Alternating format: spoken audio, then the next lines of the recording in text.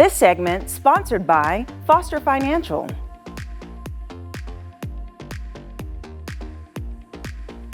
Welcome back to Money Monday with Foster Financial, and joining me today, of course, is Caleb Doane, their Vice President. Good morning, Caleb. Good morning. How are you? I'm doing well. How are you? Good. Okay, so we've been continuously talking about opportunities in the market when the market conditions kind of change, and what that looks like for the actual consumer who has stuff in their stock.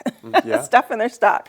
Okay, so kind of go over what we've discussed so far and then give us an intro to what we're going to discuss today. Yeah. So we've seen kind of a market correction so far this year, which is a 10% drop from a recent high, which nobody likes to see. Of course, everyone likes it when the stock market goes up. But I mean, the stock market fluctuating or going down is certainly a part of investing, and it's something that financial advisors certainly anticipate. And so we look at, are there any opportunities when the market has fluctuated? Is there any tax planning or financial planning or anything that we can do for the clients?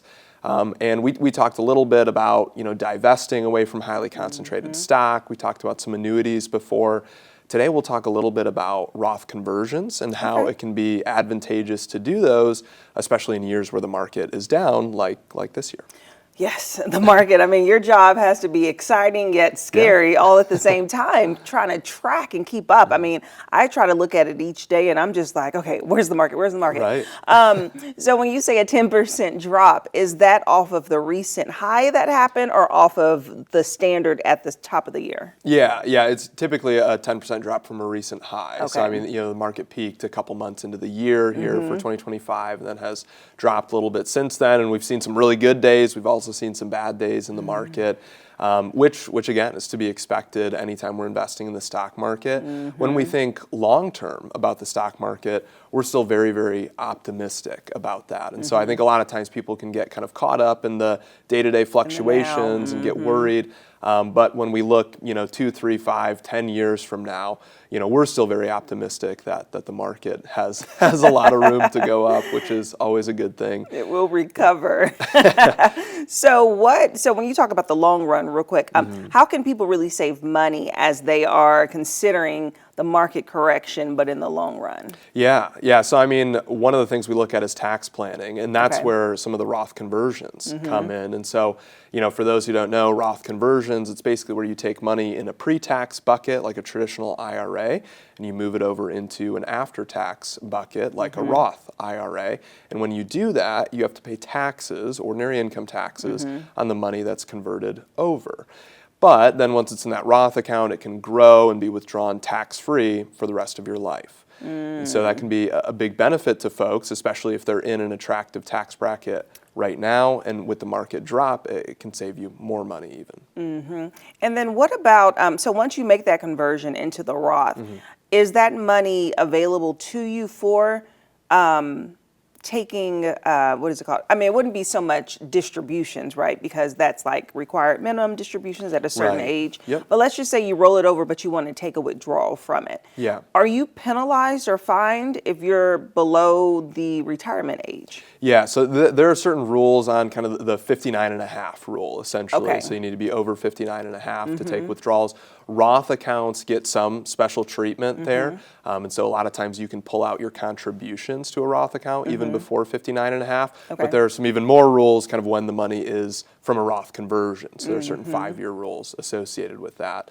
But with the recent stock market drop, I mean, you could see a scenario where last year, let's say somebody had $50,000 in their traditional IRA. If they wanted to convert that entire account over to Roth, and let's just say they were in the 20% tax bracket, that cost them $10,000 in taxes to be able to convert that over. If this year that account has dropped down to maybe $40,000 due to the stock market drop, it only costs them $8,000 to convert it over. And then if we were to see a recovery after it's in that Roth account, it goes back from $40,000 up to $50,000.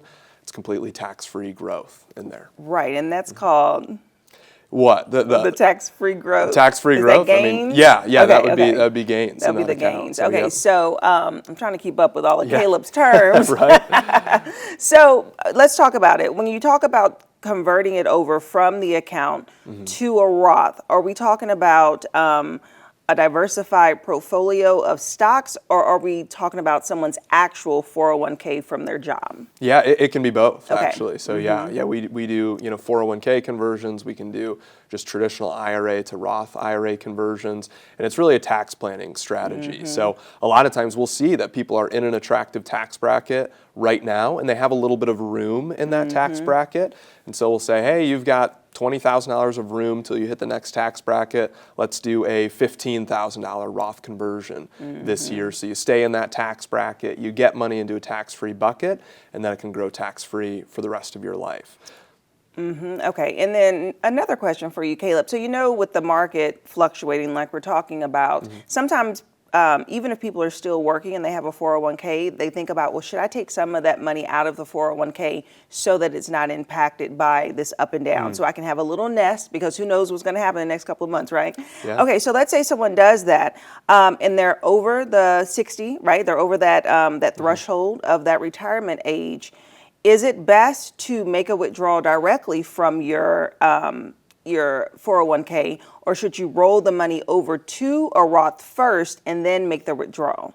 Where do you save on that? Right, yeah, good question. So, I mean, when the stock market is down, a lot of financial advisors are going to kind of give you the advice, hey, if the market's down, that's not necessarily the best time to take a withdrawal. And now everyone is a little different there. A lot of times what we would say is, if a withdrawal needs to happen, maybe we'll cherry pick the investments from the more conservative side of somebody's portfolio that hasn't been impacted by the drop, and therefore that more growth-oriented side can recover. But as far as a withdrawal, everyone's tax situation is going to be a little bit different. It kind of depends on how much room they have in their tax bracket, of whether a Roth conversion makes sense before they take a withdrawal, or if they just take a withdrawal Because directly they from the take 401k. fees. They charge a penalty or something, I think, when you take out of your 401k. Yeah, it depends how old you are. Also depends on the 401k company, if they kind of charge any admin fees and things like that. But I wasn't sure if it was a loop. We talked about loops before. If there's a loop to go through the Roth, since we're talking about the Roth conversion, is that a loop?